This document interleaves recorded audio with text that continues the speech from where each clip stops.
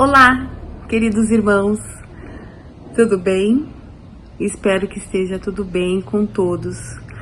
Eu convido os irmãos agora a participarem do culto que nós vamos prestar ao nosso Senhor, os hinos, os cânticos, as orações. Deus sempre ouve o nosso clamor e Deus tem cuidado de nós.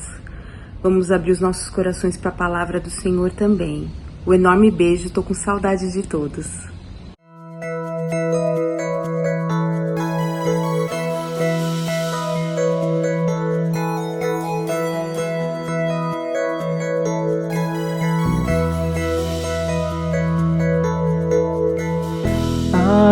Aleluia, glória. Aleluia, glória. Aleluia, glória. Aleluia, glória. Ao Santo do Santo. Ao Santo do Santo. Aleluia, glória. Aleluia, glória. Aleluia, glória. Aleluia, glória. Aleluia, glória. Aleluia, glória. Ao Santo do Santo. Ao Santo do Santo. Aleluia, glória. Aleluia, glória. Que foi, que é e que virá.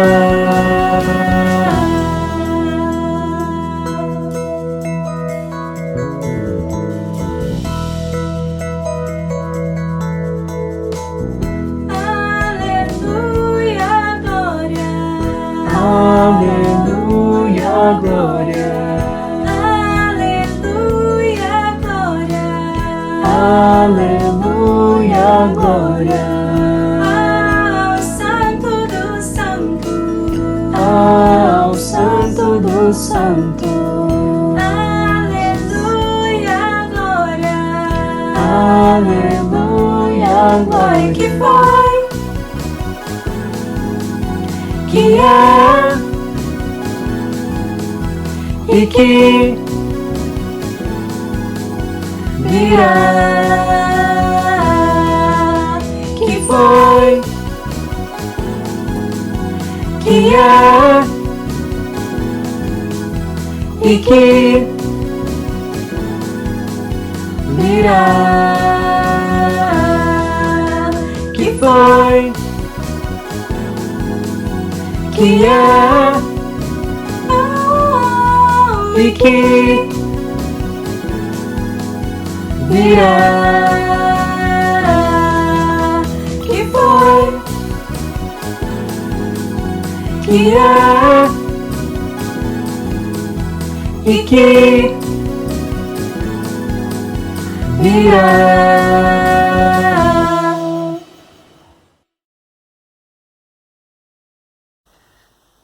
Olá, irmãos. Chegou o momento da nossa oração. Vamos orar. Pai de amor, te amamos porque o Senhor tem cuidado de nós. A sua bondade tem nos fortalecido, a tua misericórdia, Senhor, tem nos mantido de pé. Obrigada, Senhor, por esta igreja que tem nos ensinado a palavra. Obrigada, Senhor, pelos irmãos que têm participado conosco, Senhor Deus, nos cultos, têm ouvido da tua palavra, têm aprendido. Te agradecemos, Senhor, porque o Senhor tem cuidado dos nossos familiares, o Senhor tem cuidado das pessoas que estão nos hospitais, Senhor Deus, o Senhor tem tido misericórdia para com todos. Te pedimos, Senhor Deus, que o Senhor nos dê sabedoria, discernimento para lidarmos com as situações difíceis desse período. Te pedimos que o Senhor esteja conosco, nos abençoando as famílias da Igreja Moriá, os nossos amigos, Senhor, as nossas crianças. Tenha compaixão, Senhor Deus, das pessoas que estão sem emprego, Senhor, nesse período. Abençoa, Senhor Deus, a palavra que será trazida neste momento, Senhor, que possamos ouvi-la com reverência, que possamos aplicá-la no nosso dia a dia, Senhor. Muito obrigada pelos pastores que temos, pelo cuidado, Senhor Deus, com a Tua palavra. Senhor, sê conosco, hoje e sempre. Muito obrigada pelo Teu carinho. Oramos, Pai, pedindo perdão pelos nossos pecados, em nome de Jesus. Amém.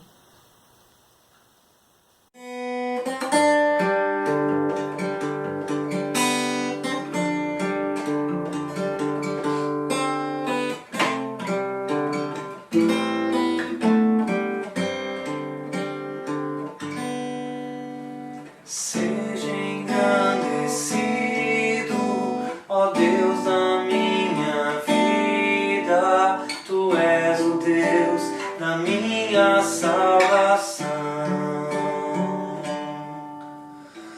És a minha rocha, a minha segurança, meus lábios sempre te exaltarão.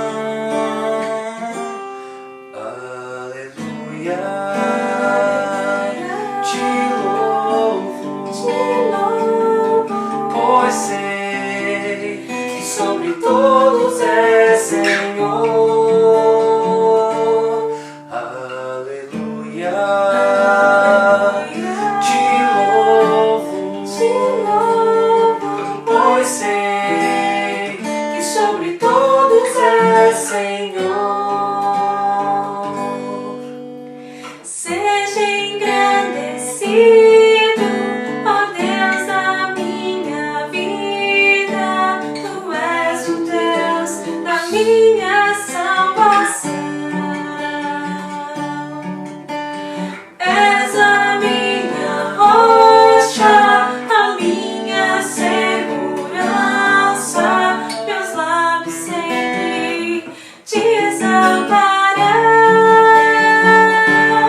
Aleluia, te louvo, pois sei que sobre todos é Senhor. Aleluia, te louvo, pois sei que sobre todos é Senhor. Aleluia, Aleluia, aleluia, aleluia, louvemos ao Senhor. aleluia, Aleluia, aleluia, aleluia, louvemos ao Senhor.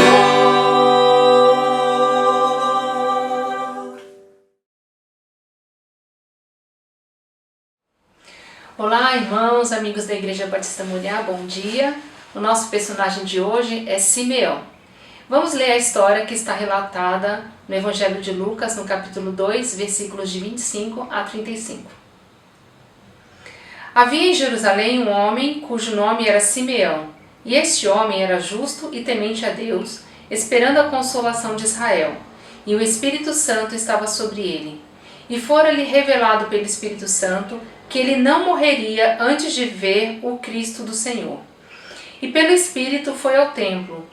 E quando os pais trouxeram o menino Jesus para com ele procederem segundo o uso da lei, ele então o tomou em seus braços e louvou a Deus e disse: Agora, Senhor, podes despedir em paz o teu servo segundo a tua palavra, pois já os meus olhos viram a tua salvação, a qual tu preparaste perante a face de todos os povos, luz para alumiar as nações e para a glória de teu povo Israel.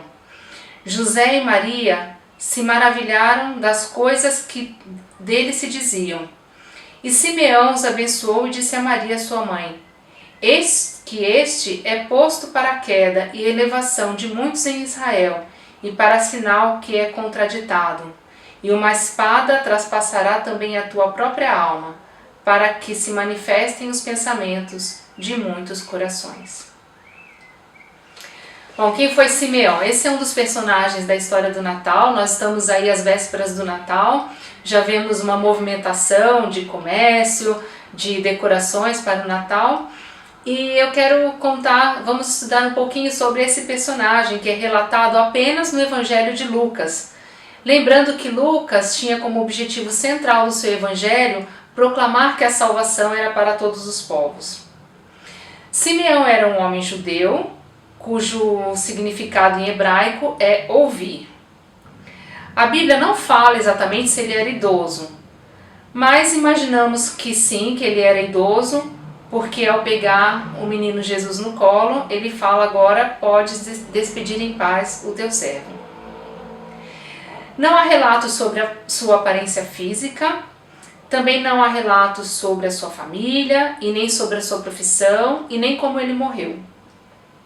Também não diz se ele era sacerdote ou se ele era funcionário do templo, mas que ia ao templo, e por isso alguns pressupõem que ele poderia ser um sacerdote.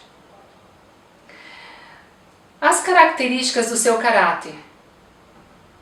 Ele era justo, isso significava que ele tinha um bom relacionamento com os homens, e que ele era temente a Deus, indicando que ele tinha um bom relacionamento com Deus, e o Espírito Santo estava com ele. Além disso, podemos imaginar que Simeão era um homem atencioso, cuidadoso e carinhoso, pois pegou Jesus no colo. Ele tinha um objetivo de vida, que era ver a salvação, que era ver a consolação do seu povo Israel. Era um homem que teve o prazer de ver cumprido o seu legado, a sua missão, e ele percebeu que agora já tinha cumprido aquilo para o qual tinha sido destinado, quando diz, agora despedes. Destaque, Deus tinha sonhos para Simeão. Foi o desejo do próprio Espírito Santo que ele não morresse, que Simeão não morresse sem que visse a salvação para todos os povos. A ideia é que o Espírito Santo estava continuamente com Simeão, sinalizando essa vontade do próprio Espírito. Quando Simeão encontrou a família, José, Maria e o bebê no templo, não havia nenhum indício de quem era o Salvador, mas ele foi sinalizado pelo próprio Espírito Santo de que aquela família, aquele homem, aquela mulher que seguravam aquele bebê, carregavam ali o Salvador do mundo. José e Maria estavam no templo para cumprir os ritos religiosos da tradição judaica, porque essa família, genuinamente judaica, seguia os preceitos da religião. E estavam ali apresentando Jesus ao templo. Bom, Simeão então foi a primeira pessoa a predizer que o ministério de Jesus seria uma bênção para os gentios, bem para como os judeus. A ideia da salvação é que seria para o povo judeu, mas Simeão reforça que a salvação é para todos os povos, e ele estende a sua ideia para reforçar que todos os povos, incluindo gentios e judeus. Ele também foi o primeiro a predizer que o sofrimento e a dor que a sua mãe Maria viria a sentir ao ver o seu filho sofrer. Ou seja, a salvação trazida por Jesus, ela seria comprada com alto preço, com muita dor e com sofrimento. Bom, dito isso, vamos às lições que aprendemos com Simeão. A primeira lição é que Deus usa pessoas simples para anunciar os seus propósitos de salvação. Simeão, ele fazia parte de um grupo de pessoas que foram envolvidas e usadas por Deus para a proclamação do Evangelho. Mas ele não era um homem notável, a Bíblia não fala que ele tinha um título importante. Nós sequer sabemos muito da sua história. Então ele não era um rei, e nós não sabemos sequer se ele era um sacerdote ou se ele exercia alguma liderança. Mas a Bíblia é clara e diz que ele era um homem disposto, justo, fiel e temente a Deus. Eu sempre me lembro de das mensagens do pastor Elias e algumas ficam muito gravadas no nosso coração. E eu me lembro de uma que foi falada no Natal de 2017, cujo título era a vergonha e a glória na experiência do Natal. Aí fica a sugestão, pastor Elias, para trazer novamente essa belíssima mensagem. Naquela ocasião nós pudemos pensar nos elementos do Natal, nos elementos de vergonha que envolviam o nascimento de Jesus, como por exemplo as visitas de pastores, que eram os seres ali mais rejeitados e excluídos daquela sociedade. Jesus não teve um bercinho, e eu me lembro de ter anotado, ele não teve nem uma banheirinha para tomar um banho. Era um símbolo de vergonha o seu nascimento, no local onde ele nasceu. Mas essa vergonha foi o que tirou o povo de Israel da vergonha e resgatou e restaurou a sua dignidade. Então, assim como os pastores, esses elementos do Natal, de pessoas ou de objetos ou de situações, né, de vergonha, Simeão também ele não era um ser notável, mas ele foi usado por Deus. E na semana passada nós vimos com a irmã Estela que Maria, sua mãe, a mãe de Jesus, ela foi intitulada como uma humilde serva. Então Deus pode sim usar pessoas, e Ele usa pessoas muito simples, pessoas não tão notáveis, mas que tenham um coração justo e que tenham uma disposição para o servir. E Simeão estava focado em aguardar a salvação. A segunda lição que vemos hoje com Simeão é que o projeto de Deus de salvação é para todos os povos. No discurso de Simeão para os pais José e Maria, foi que Jesus era a salvação para todos os povos. E ele, como eu disse, ele reforça tanto para gentios quanto para judeus. Ele seria a luz para a revelação dos gentios e a glória de Israel. Judeus e não judeus precisam ser salvos. Homens e mulheres precisam ser salvos, adultos ou crianças, brasileiros, estrangeiros, de todos os povos necessitam ser salvos por Jesus. Será que se todos nós reconhecêssemos que esse projeto de Deus de salvação envolve a mim, envolve a você, envolve toda a humanidade, será que nós não daríamos mais valor para a nossa própria vida, sabendo que Deus tem um propósito tão lindo, tão maravilhoso de salvar toda a humanidade e que isso inclui a mim e a você? É maravilhoso saber que alguém tem um projeto para a nossa vida, para a nossa eternidade, para o nosso bem-estar, que não está relacionado com as conquistas aqui no mundo da Terra. Erroneamente, muitos pregam e acreditam que as promessas de Deus são para esse mundo. Então, eu prometo que você vai receber um carro, uma casa, pagar uma dívida ou até um casamento. E não, a Bíblia ela não fala disso, né? Inclusive, Jesus falou, olha, vocês não juntem os tesouros na terra, porque a traça e a ferrugem vão consumir. E os planos, os propósitos de Deus, eles são muito maiores do que esses. São propósitos para a nossa salvação, para a nossa vida eterna. E foi isso que Simeão falou. Simeão veio trazer, reforçar a mensagem de Jesus, o objetivo de Jesus na terra, que era salvar todos os povos. A terceira lição é que o nosso projeto de vida e de salvação deve estar alinhado aos propósitos de Deus. Vejamos que Simeão esperava ver a salvação, ele esperava pela consolação de Israel. Ele tinha certeza que o Salvador viria porque ele foi avisado pelo próprio Espírito Santo. E ele ficou atento aos sinais que o Espírito Santo lhe dava para que ele pudesse cumprir aquilo que o Espírito Santo tinha planejado para ele. Eu imagino, nós podemos imaginar aquela cena quando Simeão recebe aquela informação do Espírito Santo, sinalizando que aquela era a família, Jesus no colo de possivelmente Maria e de José, e ele percebeu que ele estava diante do Salvador. A alegria que ele sentiu, o meu propósito está cumprido, agora eu posso morrer, o Senhor pode me despedir, porque o que eu vim, o que eu tinha como missão, o meu legado, ele já foi cumprido. Então os sonhos de Simeão eram os mesmos sonhos de Deus. Assim devem ser os nossos sonhos, as nossas ações alinhadas aos sonhos de Deus. Quero contar um pequeno relato que tem a ver com a minha mãe, a dona Iracema, a irmã Iracema, muitos conhecem, a nossa igreja toda conhece bem. Nesse mês, agora na semana passada, eu publiquei uma foto dela no Instagram, uma foto muito bonita no Facebook, eu não lembro. E muitas pessoas curtiram e comentaram aquela foto. E algumas pessoas comentaram sobre a sua beleza, sobre a sua simpatia, e outras comentaram sobre a influência que receberam da Dona Iracema, da Irmã Iracema, seja do encorajamento, de uma palavra de ânimo ou de uma mensagem de salvação. E uma amiga querida que há muitos anos eu não a vejo, ela era uma amiga da adolescência, ela escreveu assim, mais ou menos assim, né? Foi ela quem me deu a minha primeira Bíblia. E isso já faz 30 anos. A partir de então, a minha vida mudou. Quantas pessoas poderão dizer que receberam de nós uma Bíblia?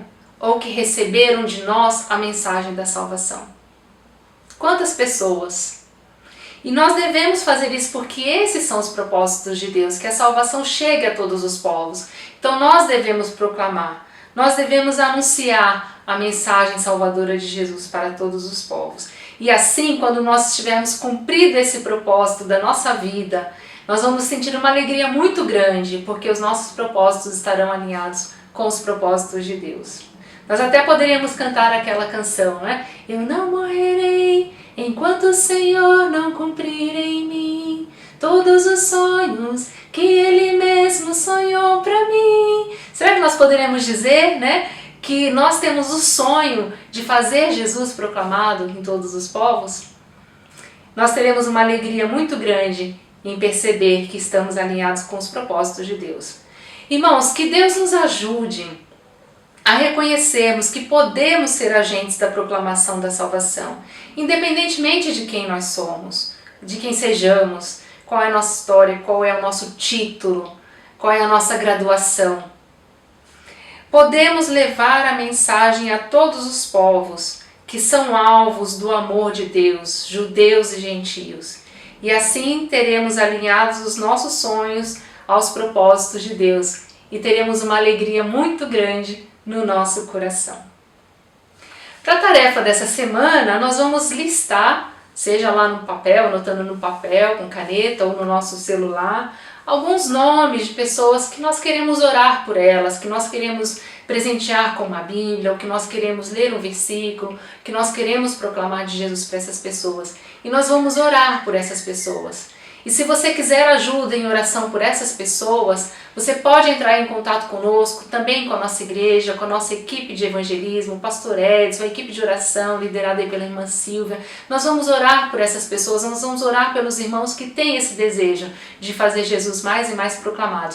Então nessa semana, a partir de hoje, a partir desse momento, vamos anotar. Eu já tenho algumas pessoas anotadas, algumas pessoas que já conheceram Jesus e estão distantes, e o meu sonho é que elas voltem, e outras pessoas que ainda não tiveram a alegria de ter como Jesus o Salvador. Vamos fazer isso, irmãos? Com certeza nós teremos uma alegria muito grande em estarmos alinhados com o propósito de Deus. E que Deus nos abençoe.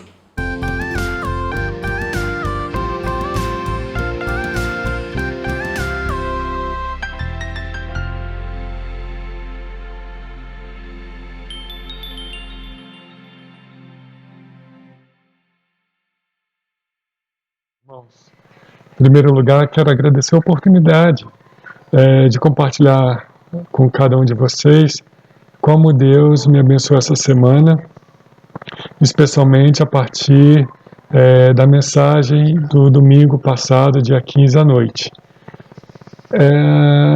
A mensagem que foi pregada foi um tema acolhido pelo pastor Elias, de um questionamento meu, de uma dúvida pessoal, que tem a ver sobre a natureza do sofrimento, como que podemos aceitar o sofrimento, que tipo de sofrimento nós podemos aceitar e que tipo de sofrimento que parece que não temos como aceitar. De uma certa forma, essas questões elas surgem porque eu converso com muitas pessoas que temem a Deus e que amam a Deus, e que sofrem e precisam tomar algumas decisões, e às vezes essas decisões podem aliviar o sofrimento.